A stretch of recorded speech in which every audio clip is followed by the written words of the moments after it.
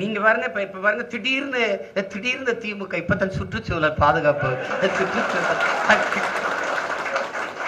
என்கிட்ட கேட்டாங்க, என் தங்கச்சி கேட்டுச்சு, வெண்ணில கேட்டுச்சு, அண்ணே சுற்றுச்சூழலே இவங்கிட்டு இருந்தாண்டா பாதுகாக்கணும். அது சுற்றுச்சூழல் பாதுகாப்பு அணி இல்ல, அது சனி, அது பிடி. முதல்ல இவங்க கிட்ட இருந்தாண்டா சுற்றுச்சூழலே இத்தனை கால சுற்றுச்சூழலை பத்தி கவலைப்படல. எங்க இருக்கு சுற்றுச்சூழல்? ஆத்துமணல் அள்ளி வித்தது யார் ராசா? இங்க வாராசா? மலையெல்லாம் கற்காரிய போட்டு நொறுக்குனது யாரு? நீங்க தானே.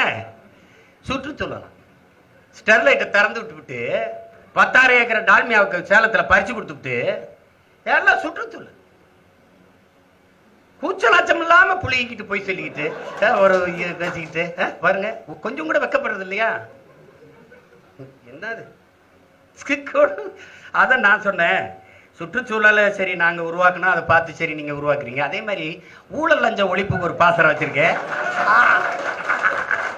அதை வேணா உருவாக்குங்களேன். அப்படி ஒண்ணு போட்டியா அப்படி உருவாக்குறாங்க.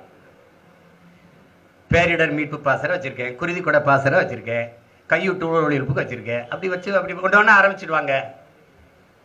நாம மேற்குறை இல்லாம கூட்டம் போடுவோம். காப்பீடு கையை நான் அப்படி உயர்த்தினேன், புரட்சி எப்போதும் வெல்லுங்கிறது. பூரா பேர் இப்படி காட்டிக்கிட்டு இருக்கான்.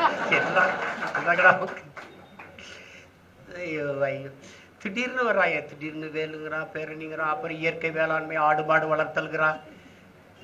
10 வருஷமா பேசுறோம், இன்னும் பேசுறானே. ஆடு மாடு மேய்க்கப்பட்டுருவேன்றார், ஆடு மாடு மேய்க்கப்பட்டுருவேன்றார்.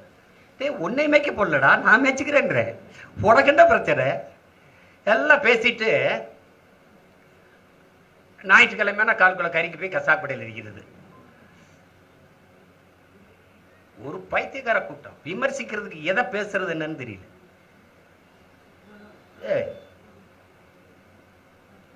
இந்த தேர்தல் நாம் தமிழர் கட்சிக்கான தேர்தல், நமக்கான தேர்தல். ஆக சிறப்பாக தலைவனின் நாளில் நீங்கள் உறுதியேற்றுக்கொண்டு களத்தில் போய் பணி செய்யணும். அதான் இந்த என் அண்ணன், என் அன்பு தலைவன் மேதகு பிரபாகரன் அவர்கள் பிறந்த நாளில் என் அன்பு சொந்தங்களுக்கு சொல்லக்கூடிய செய்தி. உலகெங்கும் பறை வாழுகிற தமிழ் சமூக மக்கள் ஓர்மைப்பட்டு, தமிழர்கள் வாழ்வது வீழ்வது, தமிழர்கள் வாழ்வின் நல்லது கெட்டது, எது நடக்க வேண்டும், எது தீர்மானிக்கப்பட வேண்டுமானாலும் அவர்களுக்கென்று ஒரு நாடு இல்லை, ஆனால் அவர்களுக்கென்று ஒரு அரசு இருக்குது. அது வலிமை இருக்கோ இல்லையோ, ஆனால் அவர்களுக்கென்று தமிழர்கள் நிலைத்து வாழக்கூடிய, நிறைந்து வாழக்கூடிய ஒரு நிலப்பரப்பாக தமிழ்நாடு இருக்குது. மற்றதெல்லாம் நம் தாய் நாடு அல்ல, வாடகை வீடு. நாம் போய் அங்க குடியிருக்கோம், அவ்வளவுதான். நமக்கென்று ஒரு அரசியல் வலிமை கிடையாது, அதிகாரம் கிடையாது. இங்கதான் 40 பாராளுமன்றம், 234 சட்டமன்றம், இங்க ஒரு அதிகார வலிமை இருக்குது.